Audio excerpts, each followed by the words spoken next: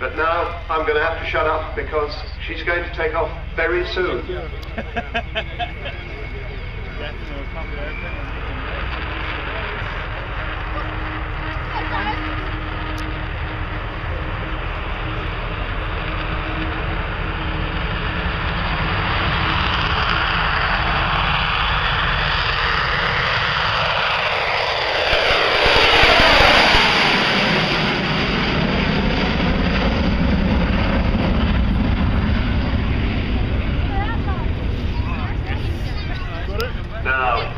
Magic. That is what I think she is art in the air. She is more than an aeroplane. She has a presence to her that forces people to stop what they're doing. She causes grown men to cry, and I've figured out why, but she does. She has that sort of feeling about her. Incidentally, we were talking about that original drawing of Roy Chadwick's. You stretch it by about a half, you get recognisably contours, because Falcon was, of course, an antecedent of Farnborough. Olympus engines, Rolls-Royce. The same, but nonetheless the same name, and very much of the same family. Flying for us today, in the left-hand seat, the captain, Phil O'Dell, who normally flies for Rolls-Royce as their chief test pilot, flies their split car when it's around. In the left-hand seat, Martin Witham, the man who's doing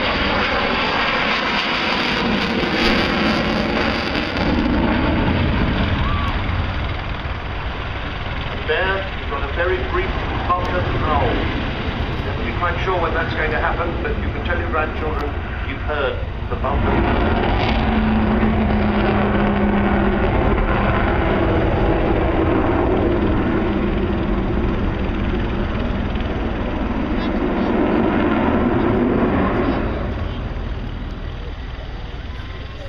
You might have heard it on takeoff. From where we are, I couldn't tell whether it happened, because it does kind of depend on where you are in relation to the aeroplane. So now, Phil O'Dell is pulling her around into a tight curve and lining her back up with the runway. And you notice that she can sneak up on you very quietly. She has that great, lovely triangular face.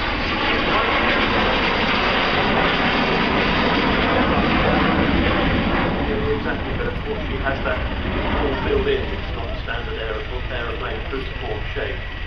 The Americans used to refer to her as the aluminum overcast because it goes dark when she flies over. And she was amazingly successful during the Cold War days when he was big. Part of our nuclear deterrent was a nuclear bomber originally.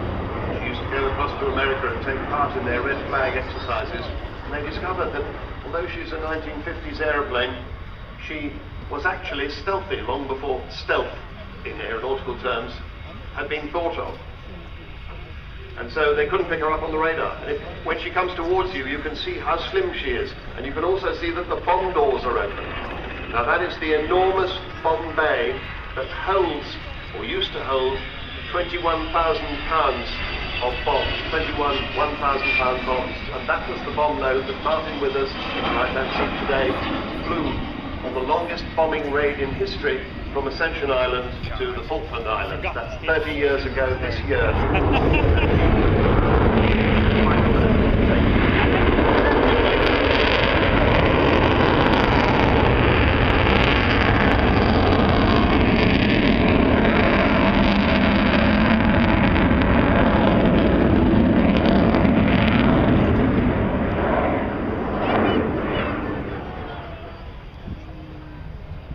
As manoeuvrable as a fighter. You can see there the lovely angle of bank that Pod's putting in.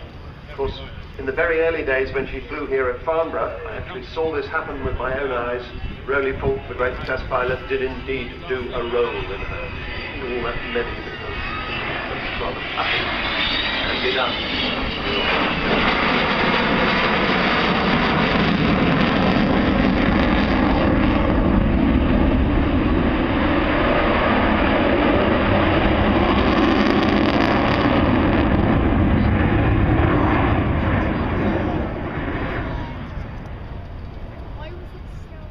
Of course, to get this aeroplane to the state she is today, she retired from the Royal Air Force in 1993, and everybody thought that was the last time we'd see the Vulcan. She was immensely popular even then. But David Walton bought this aeroplane and all the spares, and eventually along came Dr. Robert Fleming, and the result was the Vulcan to the Sky Trust. And they achieved the most complex restoration to flight of any military aircraft there's ever been. That's what this is, that's how difficult it's been, and it's cost upwards of £10 million. It still costs £2 million a year to run this aeroplane. There's been enormous support from the industry, from CAA, from all sorts of aviation companies, particularly Sir Jack Hayward and Eddie Forrester of Aerobytes, Marshall Aerospace, AD Holdings, BAE Systems, EADS, Goodrich, Judd Power, Kearsley Airways, Meggitt, Messier, Doughty, Rolls-Royce and Serco.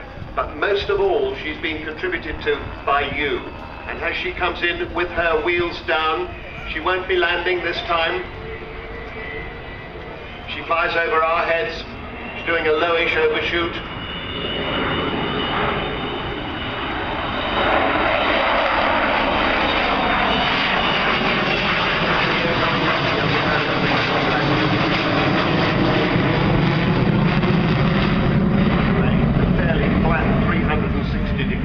Turn.